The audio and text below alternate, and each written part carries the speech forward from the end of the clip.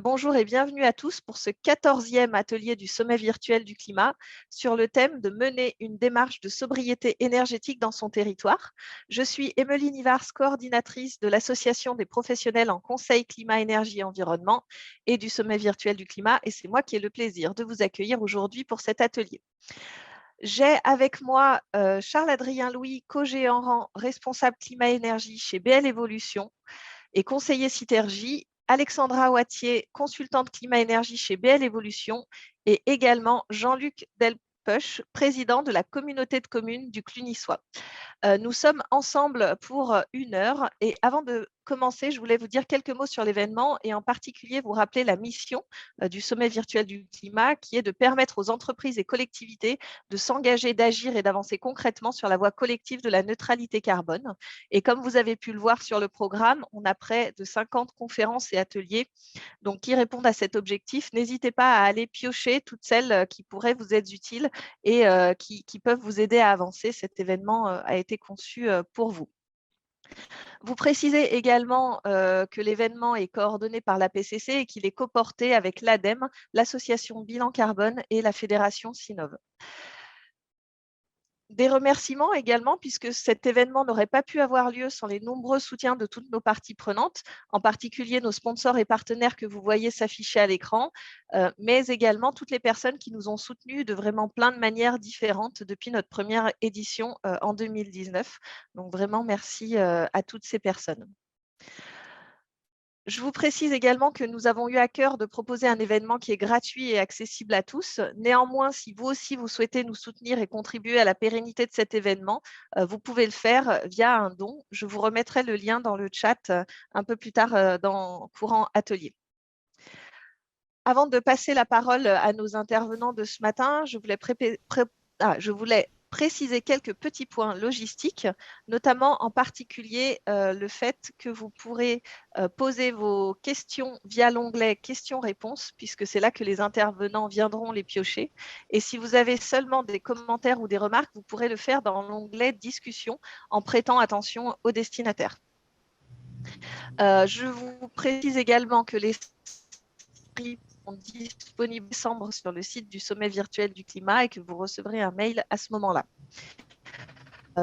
Vous avez également la possibilité de prendre rendez-vous directement avec Alexandra en particulier et avec les collaborateurs de BL Evolution en général, donc sur la page intervenant d'Alexandra ou sur la page BL Evolution sur le site du Sommet virtuel du climat. Je vous remettrai également les liens directs dans le chat. Il me semble que je vous ai partagé tout ce que j'avais à vous dire et je vais pouvoir passer la main à nos intervenants de ce matin. Charles-Adrien ou Oui, Alexandra? très bien. Je vais commencer très rapidement. Bonjour à toutes et bonjour à tous. Oui, donc, Charles-Adrien, co-gérant de BL Evolution, qui est un cabinet de conseil en transition écologique. On accompagne de nombreux territoires dans leur démarche de transition écologique et ce que l'on a pu constater sur ces dernières années, c'est qu'un volet qui est pourtant un indispensable de la transition écologique, qui est la sobriété, premier pilier du trio négawatt, sobriété, efficacité, énergie renouvelable, était encore très peu appréhendé, très mal appréhendé. Et on le voit notamment dans les programmes gouvernementaux qui émergent. Aujourd'hui, on fait la part belle aux nouvelles technologies, aux solutions qui nous permettront de continuer le monde d'après comme le monde d'avant, mais en espérant qu'il soit décarboné. Or, aujourd'hui, tout ce qui sort des discours scientifiques nous prouve plutôt qu'on a un besoin de changer nos comportements et d'arriver dans un monde et une société plus sobre. Donc, c'était l'objectif que l'on voulait afficher avec cet atelier. Et donc, je vais laisser Alexandra commencer par défricher cette question de la sobriété avant que Jean-Luc puisse nous expliquer comment est-ce qu'ils mettent ça en place au sein de leur communauté de communes. Parfait, donc merci beaucoup. Bonjour à toutes et à tous déjà. Et puis donc pour commencer, effectivement, on va repartir un petit peu sur cette notion de sobriété, la sobriété énergétique. Qu'est-ce que c'est, pourquoi c'est important? Et puis bien sûr, quel est le rôle des territoires sur le développement d'une massification de la sobriété énergétique. Donc, pour commencer par tout simplement la définition de la sobriété énergétique, hein, c'est une démarche qui a un objectif qui est très simple, c'est de réduire les consommations d'énergie, mais par des moyens qui sont bien ciblés. On peut citer les changements de comportement, les changements de mode de vie et l'organisation collective. Donc déjà, dans cette première définition, on voit qu'il y a différents niveaux de sobriété, un niveau individuel, un niveau collectif. Donc c'est vraiment là où on commence à sentir le rôle des territoires dans cette définition. À savoir également que la sobriété énergétique, c'est un terme qui est inscrit dans la loi, donc il a une assise juridique pour être mieux développé, comme disait Charles-Adrien, c'est encore quelque chose qui peut être amélioré dans les démarches de planification énergétique. Et également, pour la définition de ce terme, c'est important de rappeler qu'il est bien distinct de l'efficacité énergétique qui, elle, repose exclusivement sur les technologies, qui est plutôt à l'échelle d'un système donné, d'un objet, par exemple un véhicule, un bâtiment, et donc qui va permettre des réductions par la technologie. Donc, on a vraiment une importance entre cette sobriété et cette efficacité qui se voit aussi en termes d'efficience, en termes vraiment de résultats de consommation d'énergie, puisque on a pu constater dans les différents résultats de démarches d'efficacité énergétique un effet rebond, en fait. Donc ça, c'est important aussi à avoir en tête, qui va amoindrir les résultats de l'efficacité énergétique. Et cet effet rebond, a priori, il n'est pas détecté dans les démarches de sobriété, puisqu'on est vraiment sur un changement plus pérenne des modes d'organisation, des modes de comportement ou des modes de vie. Donc, on retrouve aussi dans cette définition qui nous fait penser au triptyque de l'association Négawatt. Hein. Je pense que vous avez tous à peu près en tête le triptyque où on a d'abord la sobriété, ensuite l'efficacité et ensuite les énergies renouvelables. Donc, ça permet aussi bien de comprendre cette distinction. Ou si on prend l'exemple d'un usage assez commun sur le chauffage, par exemple, on va d'abord revoir nos besoins en baissant le chauffage. Donc ça, c'est la sobriété. En deuxième, on va rénover ou isoler sa maison, c'est l'efficacité. Et en troisième, couvrir les besoins par des énergies renouvelables. Donc, pour également resituer la sobriété dans son contexte, donc on a vu que c'est inscrit dans la loi. Il y a également eu récemment cette année un positionnement de l'ADEME sur la sobriété énergétique. En juillet dernier, son PDG Arnaud Leroy avait fait une publication sur l'importance de la sobriété et justement en la mettant là aussi en interrogation de l'efficacité, en disant la sobriété, elle amène vraiment à réinterroger nos processus, voire les remettre en cause. Donc c'était un positionnement assez fort et je pense que ça permet de bien introduire cet atelier d'aujourd'hui en disant que c'est une notion, un concept qui a vocation à avoir de plus en plus d'importance. Alors, pourquoi la sobriété? Bon, on peut retrouver différents éléments, bien sûr, faire face à la nécessaire baisse de consommation d'énergie, d'une part parce que les ressources énergétiques sont limitées, que les énergies sont majoritairement fossiles et contribuent au dérèglement climatique, que la sobriété est nécessaire dans les scénarios qui intègrent de plus en plus d'énergie renouvelable, puisque les ressources d'énergie renouvelable ne permettront pas de couvrir l'ensemble de nos besoins actuels, qui sont plutôt qualifiés d'énergivores, de très consommateurs d'énergie. Et puis, donc, bien sûr, ça s'inscrit dans la transition énergétique, dans la construction d'un modèle économique social et social soutenable. Pardon. Et puis, pour terminer, ça permet également d'avoir une notion d'équitabilité, d'équité, pardon, pour redistribuer les consommations d'énergie. Quand on parle de sobriété, on parle de quel mode de société on veut projeter et par conséquent, comment on consomme chacun à notre échelle, donc avec une meilleure redistribution si c'est possible. Donc, pour terminer cette introduction sur l'importance de cette notion, le scénario Négawatt de l'association du même nom estime les potentiels de sobriété énergétique à 28% d'économie d'énergie en moyenne, donc ça reste une moyenne selon les secteurs, mais ça nous montre vraiment que tout simplement dans la transition énergétique, la sobriété énergétique est vraiment un des piliers fondamentaux pour parvenir à réduire nos consommations d'énergie. Alors, une petite image pour toujours continuer dans cette définition, comment on visualise aussi la sobriété. On peut aussi la visualiser en opposition avec la forme d'ébriété énergétique qui caractérise un petit peu nos modes de vie actuels, puisque nos sociétés se sont construites sur la base de ressources énergétiques abondantes, de ressources faciles à extraire etc. Donc, finalement, on retrouve un petit peu des aberrations comme sur cette image où on prend un escalator pour aller à la salle de gym. Je passe rapidement. Également, donc, sur la sobriété, ce qui est important, c'est de pouvoir distinguer. On va retrouver deux types de sobriété, la sobriété subie et la sobriété volontaire. Donc ici, on a un exemple de forme de sobriété très, très importante. On a une maximisation du nombre de personnes par véhicule. Mais nous, dans ce webinaire, on va plutôt s'intéresser à une sobriété qui est organisée, donc volontaire, puisque l'objectif, c'est vraiment de pouvoir comprendre comment on peut insuffler des changements, notamment collectifs, et donc à l'échelle des territoires.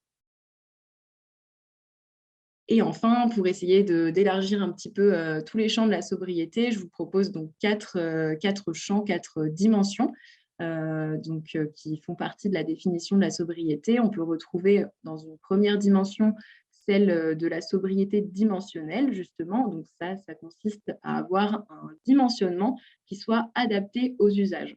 Par exemple, sur le dimensionnement de nos véhicules ou de nos appareils à la maison électroménagers, d'avoir finalement une taille qui correspond vraiment aux besoins qui est derrière. Par exemple, transporter une personne, on n'a pas besoin d'un véhicule d'une tonne ou plus.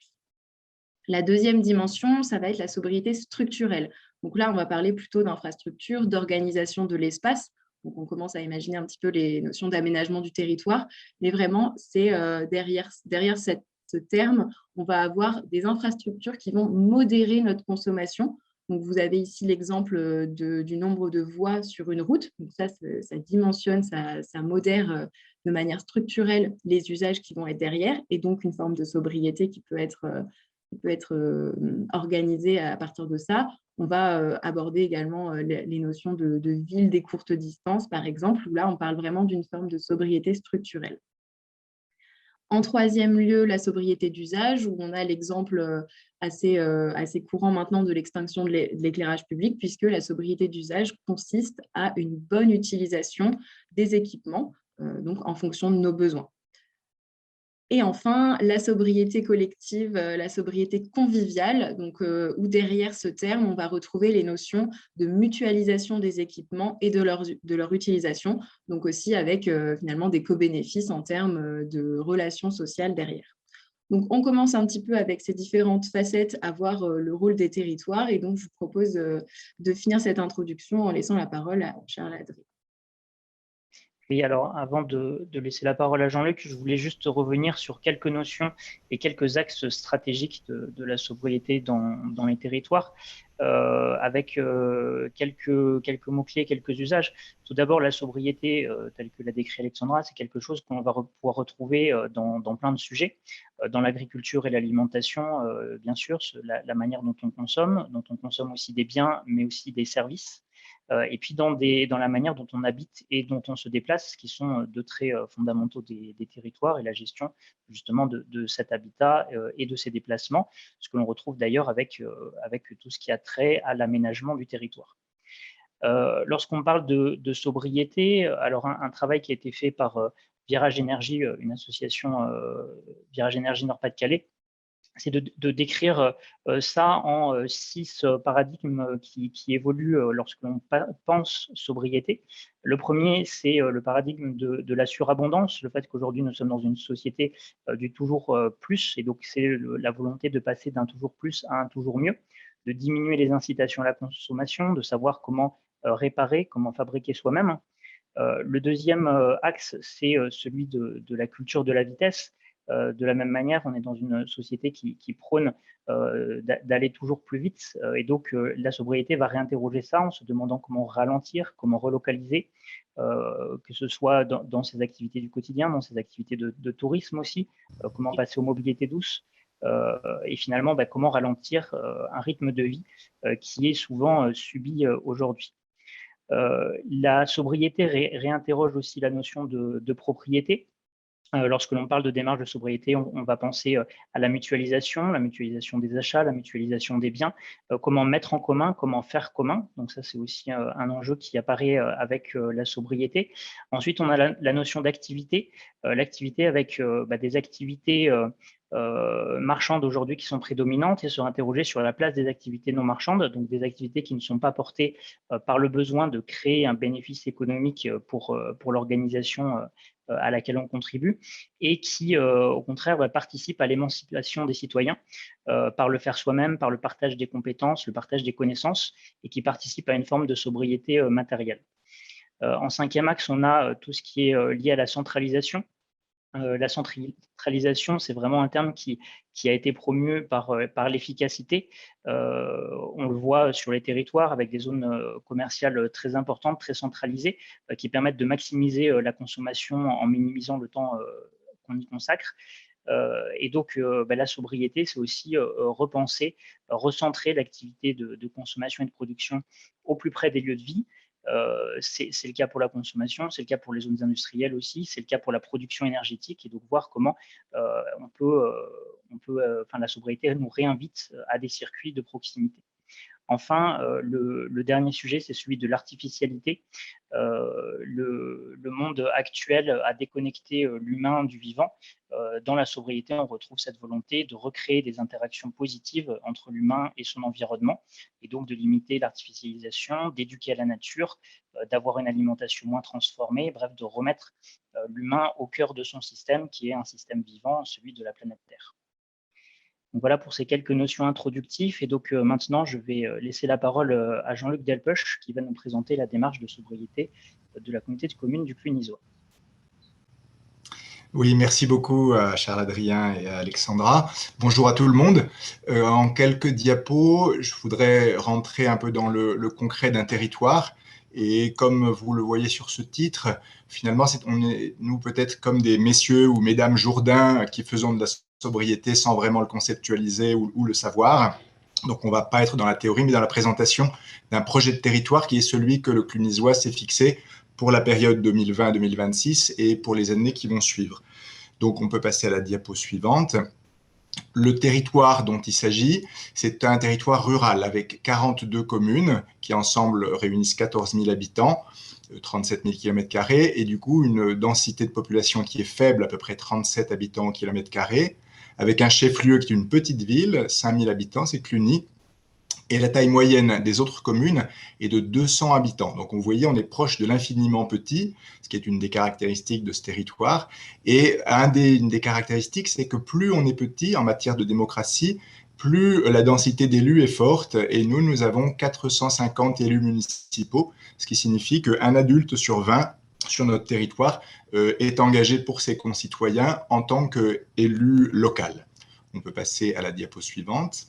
En Saône-et-Loire, notre communauté de communes est ici. Elle est entourée de 8 autres intercommunalités. Et nous avons, dans ce projet de territoire, pris le soin de ne pas travailler en vase clos, mais d'échanger avec ces autres communautés parce que nos habitants ne sont pas confinés à l'intérieur du territoire de notre intercommunalité, mais pour leur bassin de vie, eh bien, communiquent avec nos voisins. Et donc, c'est un territoire qui se trouve le long, disons, du TGV, qui apparaît ici en pointillé, et puis également à la croisée de la route Centre-Europe Atlantique et de la vallée de la Saône, donc l'axe Paris-Lyon-Marseille, mais nous sommes légèrement à l'écart de ça.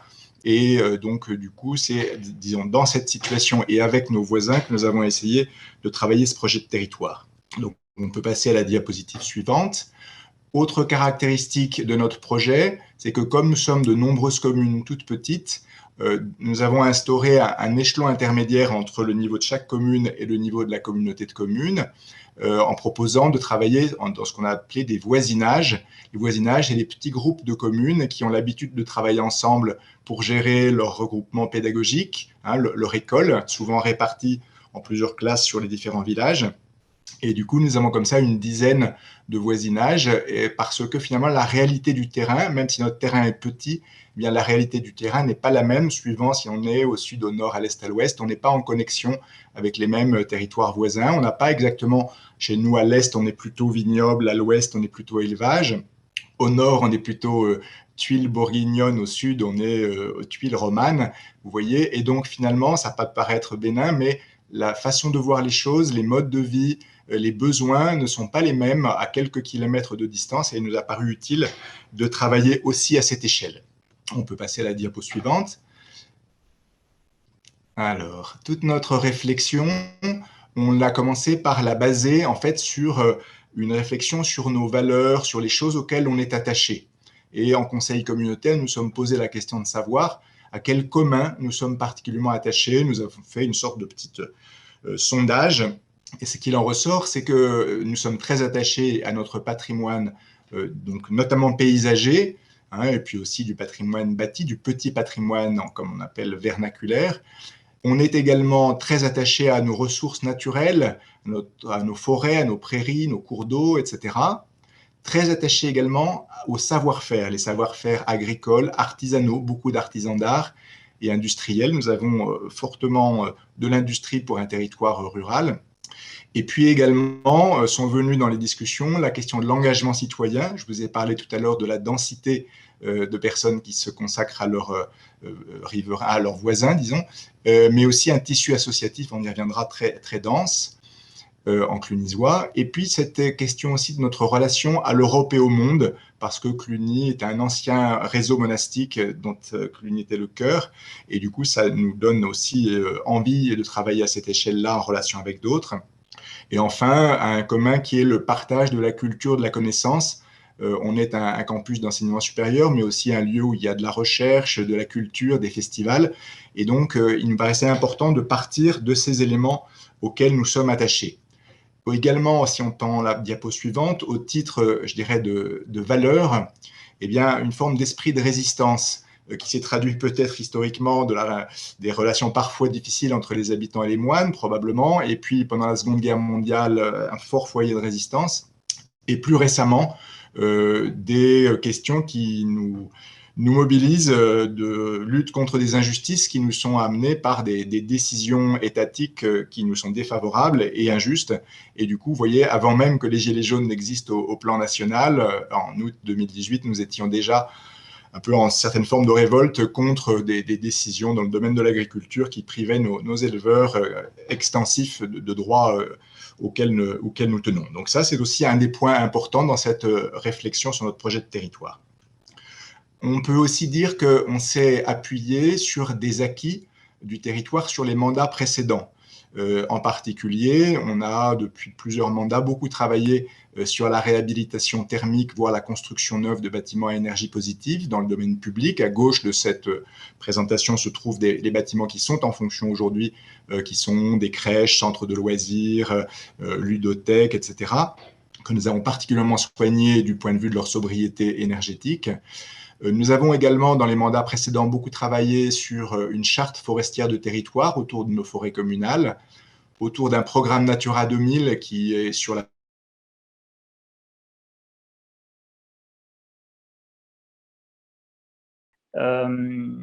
Donc, une première question qui était posée, c'était la sobriété énergétique peut-elle être un frein à la croissance économique, contrairement à l'efficacité, qui, elle, est un vecteur de création d'emplois.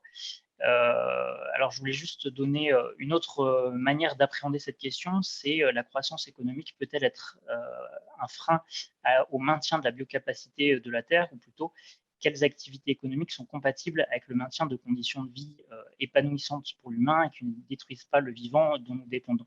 Et je pense que c'est en réinterrogeant cette question sous cette forme-là qu'on peut prendre la pleine mesure du besoin de sobriété.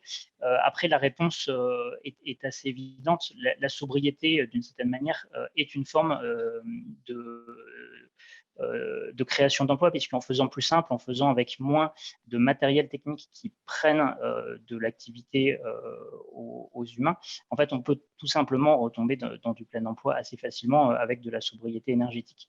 Il suffit de le penser au niveau de l'alimentation. Je vous renvoie au livre de Philippe Biowix, par exemple, L'âge des low-tech, où une alimentation raisonnable, une agriculture raisonnable permettrait d'avoir 1,5 million d'emplois, là où aujourd'hui, notre système agricole français tend à avoir 400 à 500 000 emplois, et notamment avec de plus en plus d'agriculteurs qui malheureusement partent en retraite et ne sont pas remplacés, donc tendent à diminuer. Donc voilà pour cette question. Je vois que Jean-Luc est encore en train de parler, ce qui est un peu... Ah, alors, voilà Jean-Luc, on t'a retrouvé. Bon, donc je ne sais pas du coup ce que vous avez entendu, Voilà. mais peu importe. Voilà, j'illustrais sur cette diapo des acquis des mandats précédents, que ce soit en matière de transformation alimentaire, de géothermie dans une piscine couverte, de reprise d'une laiterie qui était menacée de fermeture par l'État parce que ne respectant pas des normes sanitaires et que la Comcom a racheté et ensuite a permis de relancer l'activité de la famille et des 15 salariés qui s'en occupaient. Et puis une maison des services au public mutualisée, décentralisée, qui fonctionne également en permanence sur le territoire. Et je voulais dire que, si on passe à la diapo suivante, que finalement, au-delà de ces acquis des mandats précédents, une chose a été fondamentale dans notre projet de territoire actuel, c'est l'expérience de la pandémie, où nous avons constaté que du coup, la proximité, l'entraide deviennent essentielles dans ces moments de crise, que les communes sont vraiment extrêmement sollicitées, elles sont au front, et que les habitants, les communes inventent de nouvelles façons de travailler, de s'organiser, de vivre ensemble, mais qu'en même temps, on s'aperçoit des risques d'exclusion, de vulnérabilité, d'inégalité sur des épisodes comme ça, et de façon plus générale dans notre territoire rural, avec une dépendance à la voiture, l'isolement des seniors, la fracture numérique. Et finalement, nous nous sommes dit que cette crise inédite sanitaire, qui était pourtant prévisible, elle préfigure une situation encore plus déstabilisante et potentiellement dramatique, qui est celle du réchauffement climatique, qui évidemment a déjà commencé depuis un bon moment. Et que du coup, eh bien, à l'image de ce qu'on a dû faire pendant la crise sanitaire, il nous fallait repenser la satisfaction des besoins fondamentaux de la vie quotidienne, à la fois pour s'adapter et en même temps pour anticiper, pour éviter de contribuer, disons, à cette crise de réchauffement climatique. Et du coup, il ne suffit pas de dire aux gens « changez vos modes de vie », mais il faut se dire mais comment on peut les changer en s'organisant ensemble avec des services publics innovants, avec davantage de solidarité, de proximité des habitants. Donc ça, c'est un petit peu de quoi on est parti. Et finalement, si on prend la diapo suivante, les objectifs qu'on s'est fixés dans ce projet de territoire peuvent se résumer par la phrase « anticiper ensemble pour ne pas subir ». On est convaincu qu'on n'a pas le temps d'attendre des solutions qui viennent d'en haut, qu'on est responsable de ce qui va se passer pour les générations qui viennent, que les territoires qui agiront, je ne dirais pas le plus tôt, mais le moins tard, seront ceux qui seront le moins perdants ou peut-être le plus gagnants dans ce qui se présente devant nous. Et que nous, du coup, nous nous sommes fixés comme objectif de diviser par 5 notre empreinte carbone à horizon 2040, mais que ceci, comme on l'a dit, nécessite de modifier profondément les modes de vie et donc de s'organiser différemment. Et ceci, pas uniquement en vase clos entre nous, mais en étant ouvert à notre environnement, on l'a dit, aux intercommunalités voisines, mais aussi à l'Europe et au monde. Donc ça, c'est un petit peu la philosophie dans laquelle nous avons développé notre projet de territoire. Et sur les diapos suivantes, nous allons évoquer donc une analyse que nous avons faite de façon approfondie sur nos faiblesses et nos forces. Parmi ce qui est frappant pour nous, qui nous a beaucoup marqué, c'est que sur les 5 dernières années, sauf la toute dernière, notre territoire qui se trouve ici dans la zone rouge que vous voyez sur cette carte, ça s'est reproduit 5 années de suite. Nous sommes, nous, en pleine crise d'alimentation en eau, alors qu'on est un territoire très verdoyant et dont les gens n'avaient pas imaginé que ça pouvait se produire.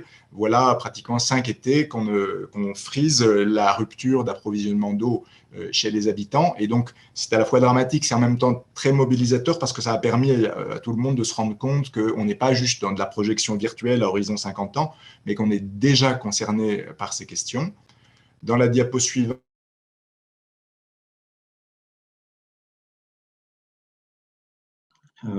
donc, il était en train d'expliquer, j'imagine, le trésor, la place des associations et d'expliquer qu'effectivement, il y avait plus de 600 associations sur notre territoire et que c'était une force vive sur laquelle s'appuyer pour mener en fait, des démarches qui s'appuient et qui font participer un maximum de citoyens ou d'associations représentatives des énergies citoyennes.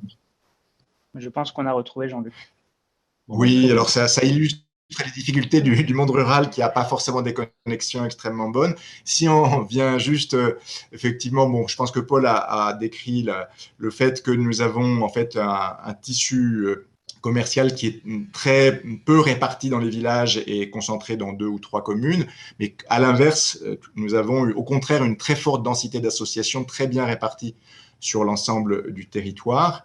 et puis que parmi nos forces, on peut prendre la diapo suivante, il y a ce qu'on a dit tout à l'heure, c'est-à-dire l'existence d'un réseau d'anciennes filiales de l'ABI, plus de 1000 filiales à travers l'Europe entière, et dont beaucoup d'entre elles, plus de 200 communes de 8 pays d'Europe, se rappellent qu'elles ont été clunisiennes, ce qui nous permet d'avoir des relations avec elles et de vivre des dimensions de projet à l'échelle de l'Europe, tout en restant vraiment tout petits et locaux. Maintenant, sur la diapo suivante, c'est juste pour décrire en fait ce processus par lequel nous avons construit le projet de territoire. Nous l'avons fait en fait de 3 façons complémentaires.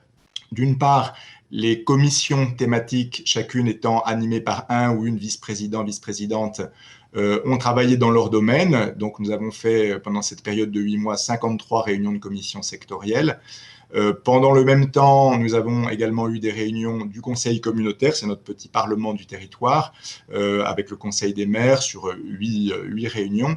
Et puis, nous avons mené des réunions dites de voisinage, par rapport à ce que je vous ai dit tout à l'heure, voisinage au sein de notre communauté, mais également voisinage par rapport aux intercommunalités voisines. Et donc, au total, c'est plus de 75 réunions en l'espace de 8 mois, pendant même toute la période de confinement. Et nous profitions du fait que nous étions élus et que nous avions donc le droit de faire poursuivre le fonctionnement de nos institutions pour mener ces réunions dans un contexte effectivement un peu particulier.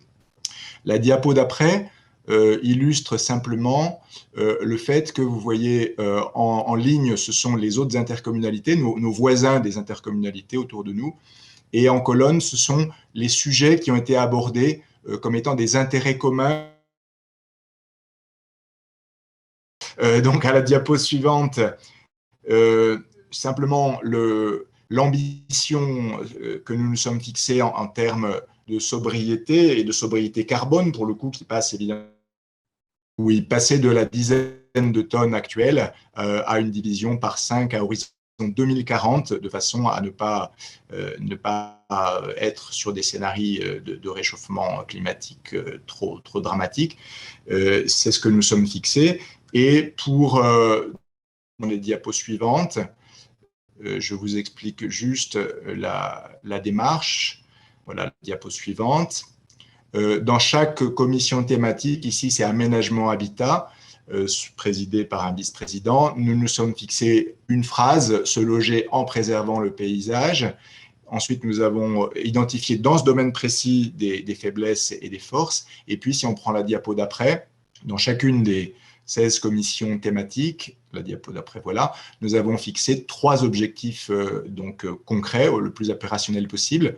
Et chaque fois, nous avons essayé de déterminer qui en serait responsable en termes de maîtrise d'ouvrage, si c'est des opérations qui sont lourdes ou pas financièrement en investissement et en fonctionnement, et le bénéfice que ça apporte à la fois dans le domaine environnemental au sens large, dans le domaine économique et d'emploi, et en matière sociale et culturelle. Et c'est sur la base de ces analyses-là que chacune des commissions, on peut juste passer très rapidement sur les autres diapos pour illustrer dans d'autres domaines, même démarche à chaque fois. Et chaque fois, on arrive à 3 projets concrets qui couvrent donc les différents domaines de vice-présidence de la communauté de communes.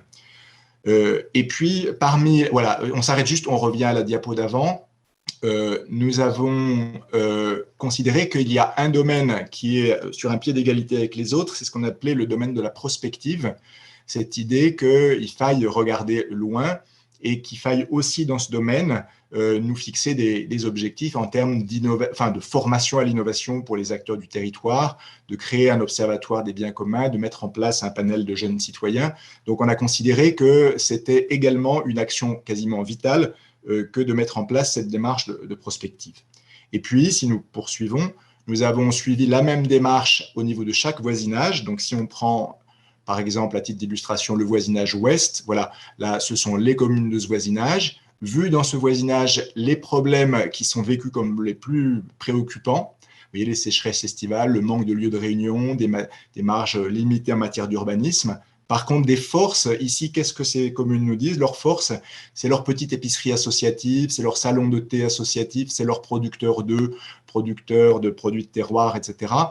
C'est ce qui reste de services publics dans ce petit coin de notre communauté. Et puis, c'est aussi le fait qu'ils produisent de l'électricité photovoltaïque en toiture. Donc ça, c'est leur analyse. Et la diapo d'après, eh bien, pour ce voisinage, c'est les projets qui se fixent et qui, normalement, si tout se passe bien, recoupent les projets qu'on a fixés dans les domaines sectoriels tout à l'heure. Mais pour eux, eh bien, c'est la question de comment on fait vivre des villages qui sont devenus pratiquement des EHPAD où le Benjamin de la commune a 65 ans, et donc comment on s'organise pour rester chez soi et vivre entre personnes âgées, comment maîtriser son foncier pour permettre quand même l'installation de nouvelles personnes plus jeunes, et puis comment on garde des jeunes en proposant des animations type pôle sportif, etc. Bon, ceci, on l'a fait dans chacun des voisinages, et en synthèse de l'ensemble de cette démarche, eh bien, donc, nous avons, non, on revient juste la diapo d'avant, la petite carte, voilà. Du coup, ça a permis d'identifier dans chacun de ces voisinages ce qui existe d'ores et déjà, qui n'est pas souligné en termes de répartition de services publics communautaires dans ces différents coins du territoire. Et puis, ce qui est en souligné, c'est les choses qui seront donc lancées, mises en place dans le cadre du mandat actuel, voire éventuellement des suivants. Donc voilà cette démarche. Et sur la dernière diapo, c'est juste pour questionner finalement la question de sobriété. En fait, comme vous avez pu le voir, le mot sobriété n'apparaît pas ou rarement en tant que tel dans le projet de territoire, mais qu'en fait, c'est la résultante chez nous de plusieurs choses. D'une part, de ce travail à toute petite échelle, de mise en valeur de la proximité, de la volonté d'anticiper, de la solidarité, de la prise en compte du temps long. Vous voyez, on a parlé de prospective, on a parlé aussi de l'histoire du passé lointain et de l'avenir des générations qui viennent. Et puis, il nous a semblé, pour reprendre ce qui était dit en introduction sur la sobriété conviviale, c'est que ces actions sobres, elles n'avaient de sens et de raison, enfin de possibilité d'être atteintes que si elles sont réellement choisies.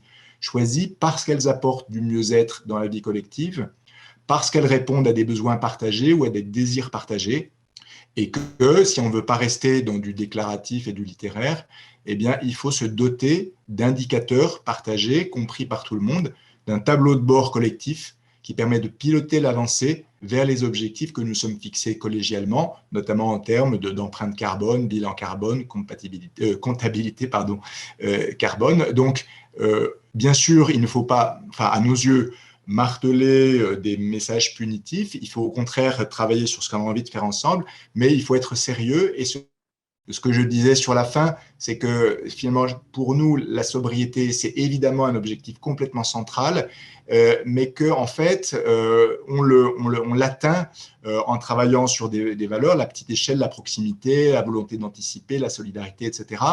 Et puis que pour qu'on ait des chances de les atteindre, eh bien, ces objectifs, ils doivent vraiment être choisis, ils doivent être parce qu'ils apportent du mieux-être, parce qu'ils apportent du plus dans la vie collective, et parce qu'ils correspondent, je dirais, à des désirs partagés voilà, du mieux vivre ensemble.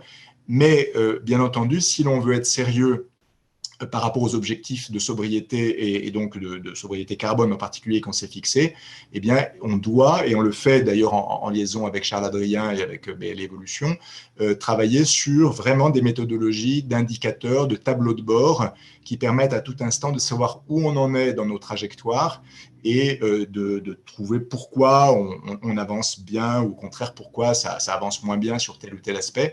Donc, on veut être à la fois dans quelque chose qui est convivial, qui est vraiment ou qui a du sens, et en même temps rigoureux sur le plan de la méthode, parce que eh bien, c'est la seule façon de ne pas se raconter d'histoire et d'avancer ensemble. Voilà ce que je voulais dire en conclusion. Très bien. Merci Jean-Luc. Peut-être une question ou deux. On nous demande, alors, votre territoire, le Clunisois, a bien listé ce à quoi il tient, notamment la culture, l'élevage extensif. Est-ce que de la même manière, vous avez listé ce qui vous semble dispensable, ceux auxquels le territoire pourrait renoncer? Alors, on ne l'a pas posé en ces termes, mais de facto, lorsque on s'interroge sur comment on veut faire différemment ensemble, ben, si on fait différemment, ça veut dire qu'il y a des choses qu'on ne fait plus ou qu'on fait moins. Mais je trouve que l'idée de renoncement n'est pas forcément quelque chose de mobilisateur dans ces discussions. C'est-à-dire si on se dit, aujourd'hui, on est très dépendant du véhicule individuel, eh bien, finalement, il y a beaucoup plus de plaisir à voyager ensemble. Des villages disent, ben, nous avons déjà acheter des véhicules. Un village de 70 habitants dit, moi, on a 3 véhicules collectifs qui ont été achetés par la commune et les gens ont le droit de les utiliser pour aller ensemble au marché. Ils viennent prendre la clé à la mairie, ils vont ensemble au marché. Eh bien, on dit, on a une culture du collectif, on a vraiment envie de faire ça et ça procure du plaisir de le faire. Et on ne dit pas on renonce à quelque chose d'autre, mais voilà, on découvre que c'est plus intéressant de faire comme cela et que c'est possible. Et je pense que c'est vraiment cette approche-là, une approche où on cherche des choses qui ont du sens, à la fois par rapport aux objectifs climatiques, mais aussi parce que c'est des réponses à des réels besoins et que ça recrée du lien. C'est dans ce sens-là qu'on a travaillé. Merci. Une autre question pour toi. Ce projet de territoire, c'est un acte politique. Comment est-ce que celui-ci a été partagé avec les élus du territoire? Comment est-ce qu'ils ont appréhendé ça? Est-ce qu'aujourd'hui, il y a eu une traduction dans des documents de planification et d'urbanisme? Et est-ce que tu vois une différence avec d'autres démarches du style Agenda 21 ou est-ce que ça se recoupe pas mal? Alors, comment les élus ont été associés? En fait, les élus, ces 450 élus, ils ont tous contribué. Vous avez vu la série impressionnante de réunions qu'on a pu faire. Comme on était dans les périodes de confinement, eh bien, c'était vraiment très principalement les élus qui étaient à la manœuvre, des élus donc municipaux, hein, bien au-delà des élus communautaires. Bien entendu qu'il y a eu aussi les autres acteurs du territoire qui étaient dans la boucle, mais avec plus de difficultés de réunion physique, mais domaine par domaine, ils ont évidemment été associés. Et à la fin, donc, le projet de territoire là, ce que je vous ai présenté, ce sont des extraits de ce projet de territoire, a été adopté à l'unanimité du Conseil communautaire, moins 5 abstentions. Et je suis très heureux qu'il y ait eu 5 abstentions. Ça fait un peu moins soviétique que si ça avait été à la totale unanimité. Du coup, aujourd'hui, alors, et bien sûr, ça se traduit en termes de programmation, notamment dans tout ce que l'État, entre-temps, a proposé comme contrat de relance et de transition écologique, par exemple, hein, où donc nous avons finalement intégré la totalité des projets qui sont inclus dans le projet de territoire dans cette contractualisation avec l'État. En ce qui concerne l'urbanisme, la planification urbaine, alors là, on a aussi une spécificité, c'est qu'en fait, il est apparu important aux communes que les mairies conservent leurs compétences pleinement en matière de planification urbaine. Et ce que nous faisons, ça n'est pas un PLUI, donc ça n'est pas un PLU intercommunal avec une compétence qui serait montée à la communauté de communes, c'est ce que nous nous amusons à appeler un PLUM, c'est-à-dire un PLU mutualisé. C'est-à-dire qu'en fait, c'est basé ça repose toujours sur la compétence des communes, mais nous faisons une sorte de groupement d'achat au moment du lancement de ce PLU mutualisé. Y participent dans un premier temps toutes les communes qui sont volontaires pour le faire sans forcément que l'intégralité soit emmenée. Et c'est un système à bon de commande, ce qui permet que ceux qui n'étaient pas forcément convaincus initialement peuvent rejoindre la démarche par la suite. Donc du coup, là encore, c'est une recherche de cohérence, de monter quelque chose.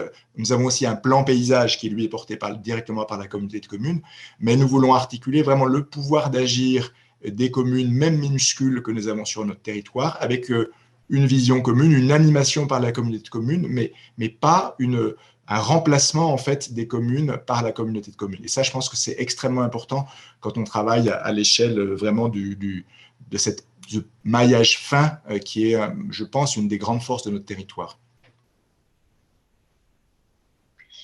Et peut-être une autre question.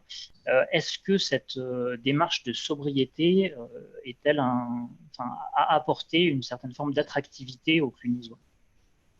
Alors, je ne sais pas, encore une fois, j'insiste sur le fait qu'on n'a jamais vraiment explicitement utilisé ce terme de sobriété. C'est-à-dire que dans le fond, c'est une valeur centrale et tout ce que nous faisons y contribue, mais nous ne mobilisons pas les gens autour du concept de sobriété. Ça peut paraître surprenant peut-être, mais c'est comme cela.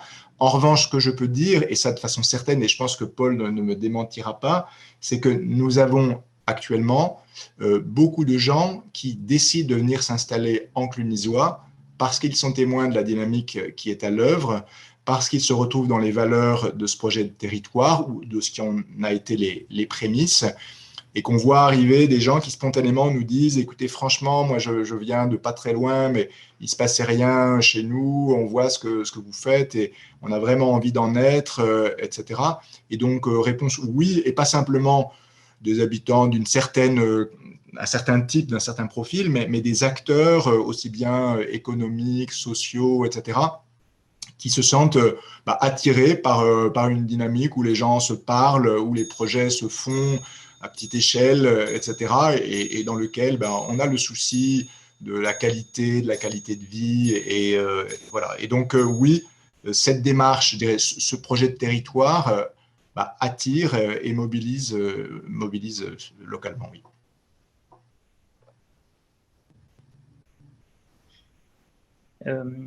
Très bien. Alors, une question un peu piquante. L'un des auditeurs s'étonne d'entendre que le rachat d'une laiterie contribue à la sobriété et à la réduction des émissions de gaz à effet de serre du territoire. Comment est-ce que vous avez identifié ça, peut-être soit comme un besoin, ou de quelle manière est-ce qu'il participe à la démarche du territoire qui tend à la neutralité carbone? C'est très simple en fait, hein. Au cœur de notre projet de territoire, c'est la valorisation des produits locaux. Donc, on dit évolution des modes de vie, eh bien, plutôt que d'acheter des choses qui viennent de très loin, il veut bien entendu beaucoup mieux acheter local. Il se trouve que nous, notre élevage, il est très extensif, avec une grosse surface en prairie qui est fixatrice de carbone. Et là encore, on essaye de ne pas tomber dans les simplismes, c'est-à-dire que bien sûr qu'il faut faire évoluer les régimes alimentaires, mais ça a fait partie des débats qu'on a eus, des régimes alimentaires qui soient équilibrés, qui soient locaux, qui soient basés sur l'agriculture extensive, et on n'est pas dans le binaire qui consiste à dire faut plus manger de viande, faut plus manger de lait, etc. Non, et toutes les études le montrent bien, et c'est ça qui est intéressant, c'est d'amener à cette réflexion sur qu'est-ce qui est à la fois bon pour ma santé, qu'est-ce qui est bon pour mon environnement, qu'est-ce qui est bon pour l'avenir. Et oui, évidemment, choisir de rendre possible l'activité d'une laiterie-fromagerie bio, etc., plutôt que d'aller acheter des produits en supermarché qui viennent de Lactalis ou autre, c'est à l'évidence quelque chose de très important dans le domaine de la sobriété. Mais là, il faut faire très, très attention lorsqu'on voit arriver des gens qui arrivent, disons, et ce qui n'est surtout pas le cas de Belle Évolution, justement, c'est ça qu'on apprécie beaucoup, qui nous expliquent la vie et qui nous disent comment il faut faire, et qu'en gros, qui disent le problème aujourd'hui, c'est l'agriculture. Voilà, c'est des discours simplistes qui sont ravageurs et qui décrédibilisent complètement toute démarche justement de transformation, hein. Donc là-dessus, oui, bien entendu, le rachat d'une laiterie est quelque chose d'essentiel dans une démarche de sobriété, de la même façon que la réalisation d'un laboratoire de transformation alimentaire qui traite non seulement des produits végétaux, mais des produits animaux, est quelque chose de totalement central dans ce projet de territoire. Et j'en profite pour rebondir, puisque ça participe à répondre à un autre questionnement qu'on avait, qui était est-ce qu'on ne devrait pas plutôt parler de sobriété holistique, dans le sens où les développements qui sont industriels, commerciaux, prennent en compte la sobriété d'eux-mêmes et sans forcément le faire peser sur le consommateur final. Et pour moi, la réponse, elle est que c'est quelque chose auquel effectivement tout le monde doit participer. Alors nous, on a l'habitude de parler de trois leviers d'action. Le levier du collectif, et donc le levier du collectif qui se matérialise par la collectivité territoriale, mais aussi par l'État et par les règles de fonctionnement communes que l'on se donne. Le levier sectoriel, avec l'ensemble des acteurs sectoriels qui participent et qui doivent participer à réduire les besoins, à aller dans le toujours mieux, le toujours plus réparable, etc.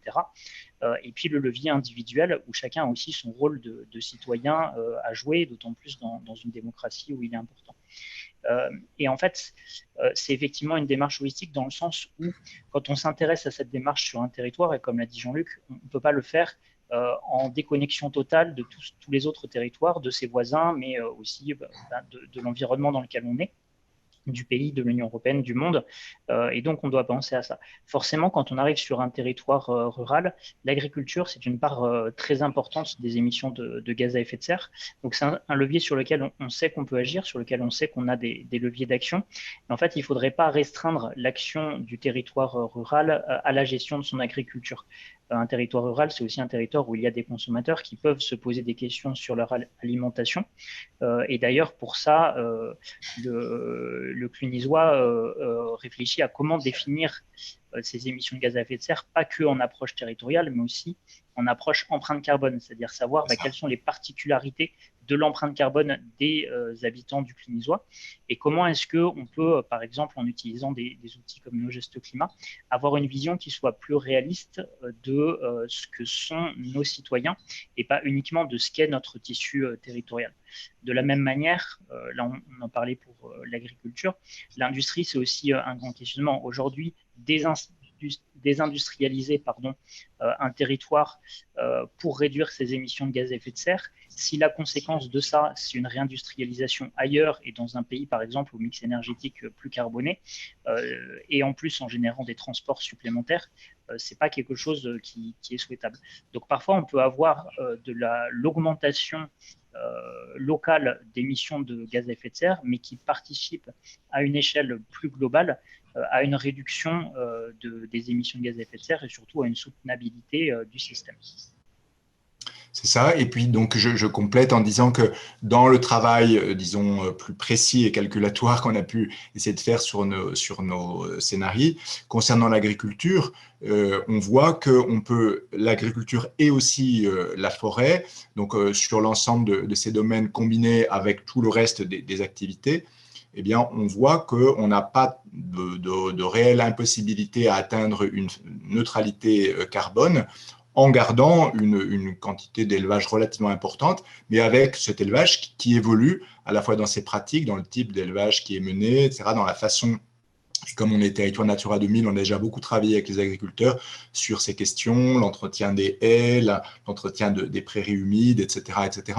Et voilà, il n'y a pas d'incompatibilité entre le fait d'avoir une activité agricole d'élevage et d'atteindre la neutralité carbone en 2040. Mais en effet, il faut une approche qui est globale et qui ne sort pas les différents éléments de leur contexte et qui ne se prive pas des interrelations qu'il y a entre tous les leviers d'action.